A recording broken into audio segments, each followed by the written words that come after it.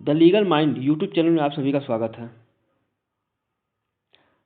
आज का यह वीडियो भारतीय संविधान के महत्वपूर्ण बहुविकल्पी प्रश्नों से संबंधित है।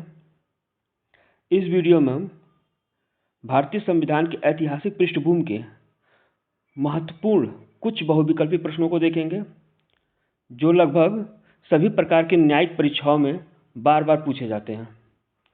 चलिए शुरू करते हैं। किस अधिनियम के द्वारा मुसलमानों को पृथक निर्वाचन का अधिकार दिया गया था? A. Indian council act 1909, B. Bharat शासन अधिनियम 1915, सी. भारत शासन अधिनियम 1919, डी. भारत शासन अधिनियम 1935। इसका सही उत्तर है ए. इंडियन काउंसिल एक्ट 1919 के द्वारा मुसलमानों को पृथक निर्वाचन का अधिकार दिया गया था। नेक्स्ट, निम्नलिखित में से किसके द्वारा भारतीय विधायिका को द्विसदनीय बनाया गया? ए. भारतीय परिषद अधिनियम 1909, बी. भारत सरकार अधिनियम 1919, सी. भारत सरकार अधिनियम 1935, डी. भारत स्वतंत्रता अधिनियम 1947। इसका सही उत्तर है बी. भारत सरकार अधिनियम 1919 के द्वारा भारतीय विधायिका को द्विसदनीय बनाया गया। इस अधिनियम के द्वारा देश में पहली बार दो सदन की व्यवस्था प्रारंभ की गई थी।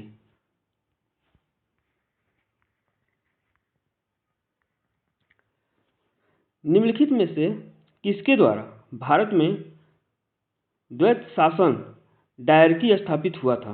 ए. भारत परिषद अधिनियम 1909, बी. भारत परिषद अधिनियम 1935, सी. भारत परिषद अधिनियम 1919, डी. उपयुक्त में से कोई नहीं। इसका सही उत्तर है सी. भारत परिषद अधिनियम 1919 के द्वारा डायरकी स्थापित हुआ था।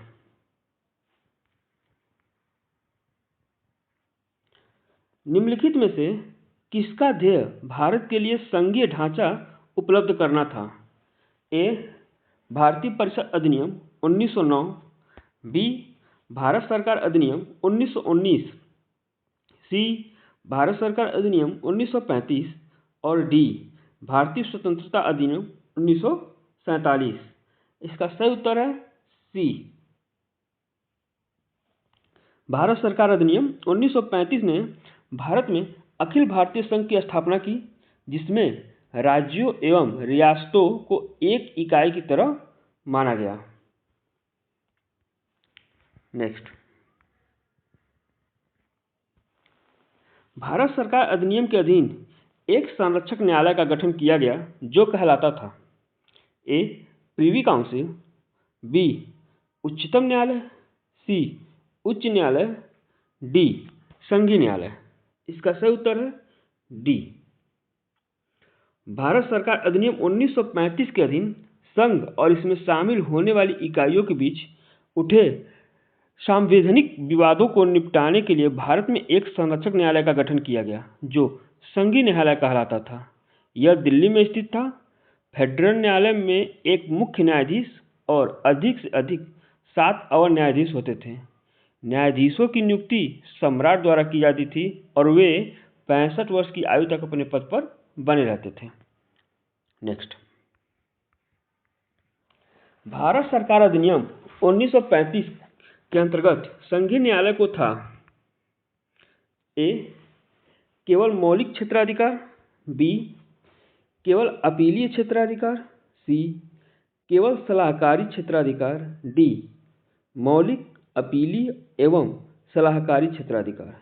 इसका सही उत्तर है डी. मौलिक, अपीलीय एवं सलाहकारी क्षेत्राधिकार।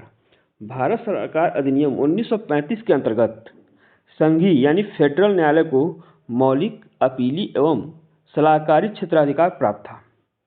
मौलिक अधिकारिता के अंतर्गत फेडरल न्यायालय संविधान के उपबंधों के निर्वचन से संबंधित विवादों का निपटारा करता था।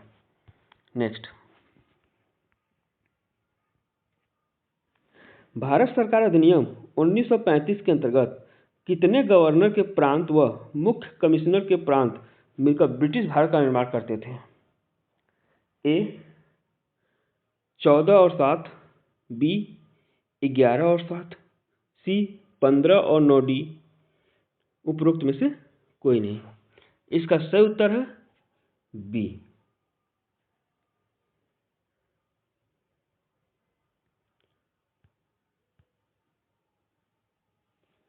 भारत सरकार अधिनियम 1935 के अंतर्गत 11 गवर्नर के प्रांत व 7 मुख्य कमिश्नर के प्रांत मिलकर ब्रिटिश भारत का निर्माण करते थे।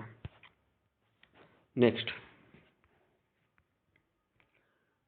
माउंटबेटन योजना के परिणाम स्वरूप अधिनियम पारित किया गया।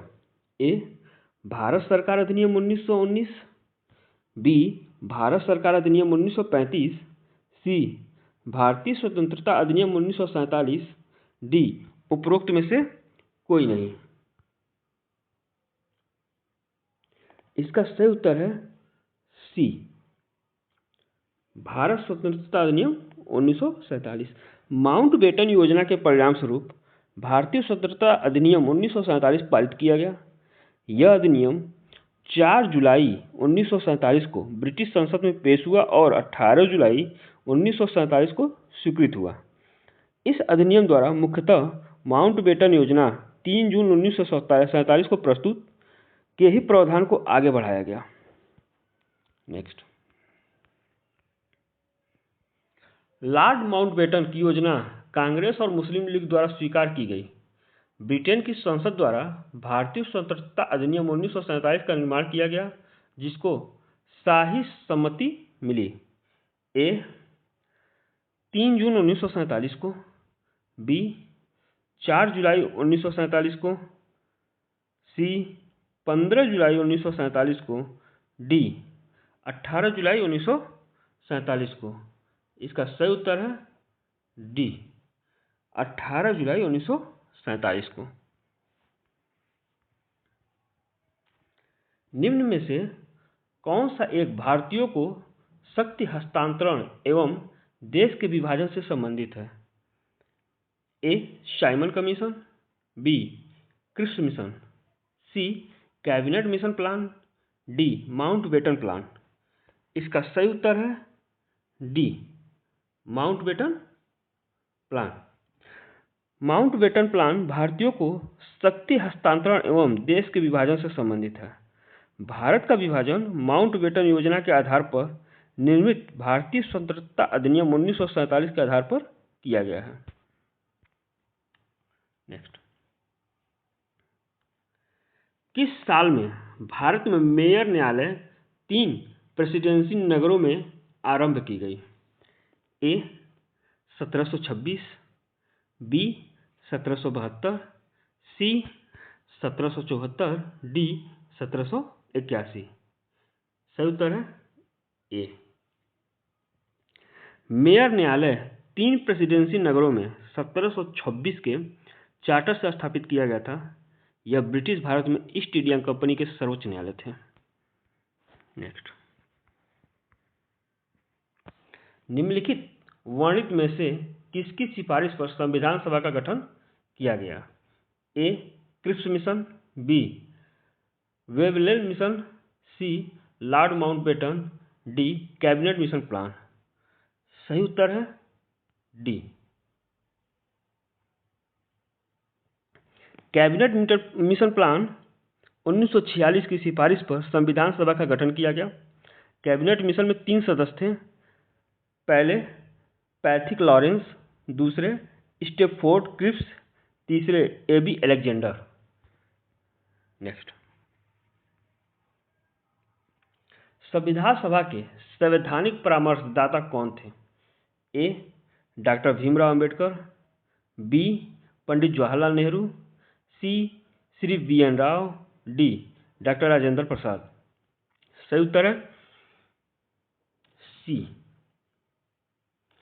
Sir VN. राव को संविधान सभा के लिए संवैधानिक सलाहकार के रूप में नियुक्त किया गया था, जबकि डॉक्टर भीमराव अंबेडकर प्रारूप समिति के अध्यक्ष थे और पंडित जवाहरलाल नेहरू संघ शक्ति समिति तथा संघीय संविधान समिति के अध्यक्ष थे और डॉक्टर राजेंद्र प्रसाद संविधान सभा के अस्थायी सदस्य एवं संचालन समिति के अध्यक्ष थे।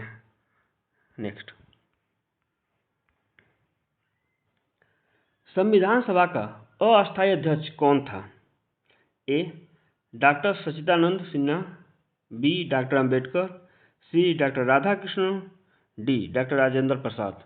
इसका सही उत्तर था ए डॉक्टर सच्चिदानंद सिन्हा संविधान सभा के अस्थायी अध्यक्ष थे, जबकि अस्थायी अध्यक्ष डॉक्टर राजेंद्र प्रसाद थे। नेक्स्ट, संविधान सभा की प्रथम बैठक जो 9/12/1946 को बुलाई गई थी, उसकी अध्यक्षता निम्न में से किसके द्वारा की गई थी?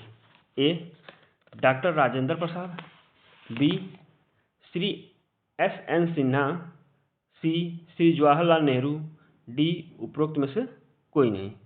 इसका सही उत्तर है बी श्री S.N.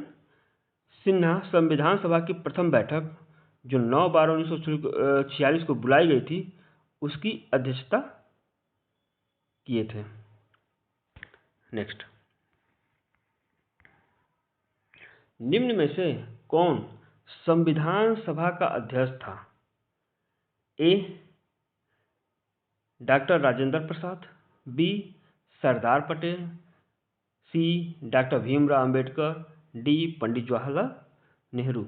इसका सही उत्तर है ए डॉक्टर राजेंद्र प्रसाद संविधान सभा का अध्यक्ष था। नेक्स्ट, भारतीय संविधान के पहले अध्यक्ष कौन थे?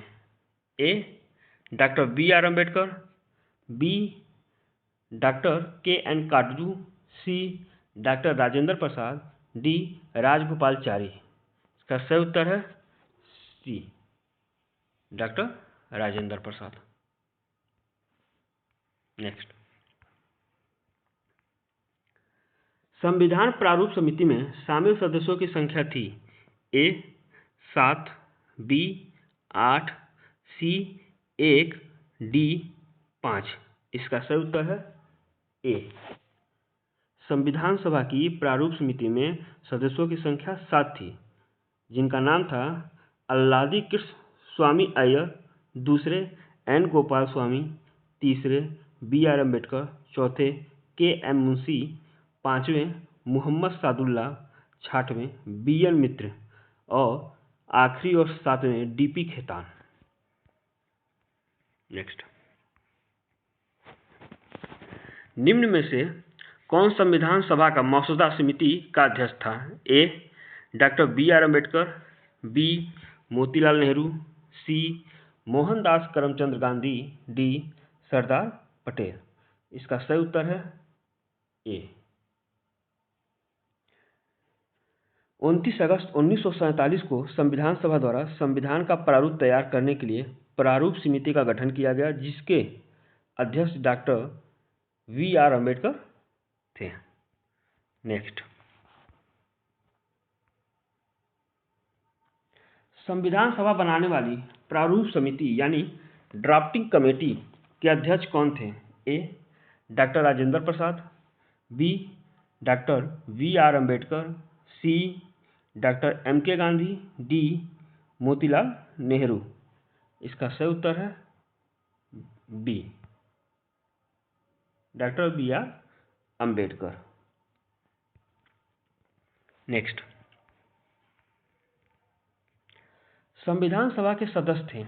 ए जनता द्वारा सीधे चुने हुए, बी भारतीय राष्ट्रीय कांग्रेस द्वारा नामित, सी भारतीय राजकुमार के प्रतिनिधि, डी प्रांतीय विधानसभाओं द्वारा चयनित। इसका सही उत्तर है डी संविधान सभा के सदस्य प्रांतीय विधानसभाओं द्वारा चुने हुए प्रतिनिधि थे। संविधान सभा का चुनाव कैबिनेट मिशन योजना के अनुसार जुलाई 1946 में होगा। संविधान सभा में कुल 296 स्थानों के लिए चुनाव में कांग्रेस के 208, मुस्लिम लीग के 73 और अन्य दलों के 15 स्वतंत्र प्रत्याशी निर्वाचित हुए। नेक्स्ट, संविधान सभा की पहली बैठक कब आयोजित की गई? ए 8 दिसंबर, बी 9 दिसंबर, सी 10 दिसंबर और डी 12 दिसंबर। इसका सही उत्तर है बी 9 दिसंबर। संविधान सभा का गठन 6 दिसंबर 1946 को हुआ तथा संविधान सभा की प्रथम बैठक 9 दिसंबर 1946 को हुआ था। संविधान सभा की अंतिम बैठक 24 जनवरी 1950 को हुई थी और 26 जनवरी 1950 से संविधान लागू है। नेक्स्ट, संविधान सभा की प्रथम बैठक हुई थी। ए 9 दिसंबर 1946, बी 15 अगस्त 1947, सी 26 दिसंबर 1949, डी 10 दिसंबर 1948। सही उत्तर है ए 9 दिसंबर 1946। नेक्स्ट, संविधान बनाने का काम कब पूर्ण हो गया? 26 नवंबर 1949, बी 26 जनवरी 1950, सी 15 अगस्त 1947 और डी 25 नवंबर 1949। इसका सही उत्तर है ए। भारतीय संविधान की प्रस्तावना के अनुसार 26 नवंबर 1949 को संविधान सभा में इस संविधान को अंगीकृत, अधिनियमित और आत्मार्पित किया गया था। इस प्रकार स्पष्ट है कि 26 नवंबर 1949 को संविधान बनाने का काम पूर्ण हो गया था। नेक्स्ट, संविधान सभा द्वारा भारत के संविधान को अंगीकृत किया गया था। ए 25 नवंबर 1949, बी 29 नवंबर 1949, सी 26 नवंबर 1949, डी 27 नवंबर 1949। सही उत्तर है सी 26 नवंबर 1949। नेक्स्ट, निम्नलिखित में से किस तिथि को भारत के संविधान को संविधान सभा ने अंगीकृत एवं अंतिम रूप दिया? ए 26 जनवरी 1950, बी 26 नवंबर 1950, सी 26 नवंबर 1950, डी 26 जनवरी 1948। इसका सही उत्तर है बी 26 नवंबर 1949। नेक्स्ट, भारत के संविधान को स्वीकार किया गया। ए गवर्नर जनरल ने, बी ब्रिटिश क्राउन ने, सी संविधान सभा ने, डी भारतीय संसद ने। इसका सही उत्तर है सी संविधान सभा ने भारतीय संविधान को संविधान सभा द्वारा 26 नवंबर 1949 को अंगीकृत, अधिनियमित और आत्मार्पित किया गया है। नेक्स्ट, भारत में विधि दिवस किस तिथि को मनाया जाता है? ए 26 नवंबर को, बी 28 अक्टूबर को, सी 2 अक्टूबर को, डी 15 अगस्त को। सही उत्तर है ए 26 नवंबर। 26 नवंबर को विधि दिवस के रूप में 1979 से ही मनाया जाता है, लेकिन 2015 में इसे संविधान दिवस के रूप में मनाया जाने लगा है। नेक्स्ट, भारत के मूल संविधान में निहित है। ए राजा रवि वर्मा के नेतृत्व में चित्रकारों के एक समूह द्वारा सृजित की गई पेंटिंग, बी एच.एस. राजा के नेतृत्व में चित्रकारों के एक समूह द्वारा सृजित की गई पेंटिंग, सी जैमिनी राय के नेतृत्व में चित्रकारों के एक समूह द्वारा सृजित की गई पेंटिंग और डी नंदलाल बोस के नेतृत्व में चित्रकारों के एक समूह द्वारा सृजित की पेंटिंग। इसका सही उत्तर है डी। भारत के मूल संविधान में नंदलाल बोस के नेतृत्व में चित्रकारों के एक समूह द्वारा सृजित की गई पेंटिंग निहित है। भारतीय संविधान 19 जनवरी 1950 को अपनाया गया था।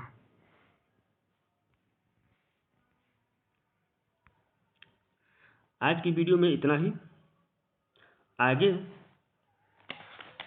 ऐतिहासिक पृष्ठभूमि के दूसरे पार्ट को लेकर आएंगे, जिसमें महत्वपूर्ण बहुविकल्पी प्रश्नों को शामिल किया जाएगा। हमारी वीडियो को अपने दोस्तों से शेयर करना न भूलें और सब्सक्राइब जरूर करें, ताकि मैं आगे ऐसी वीडियो बनाता रहूं। जय हिंद।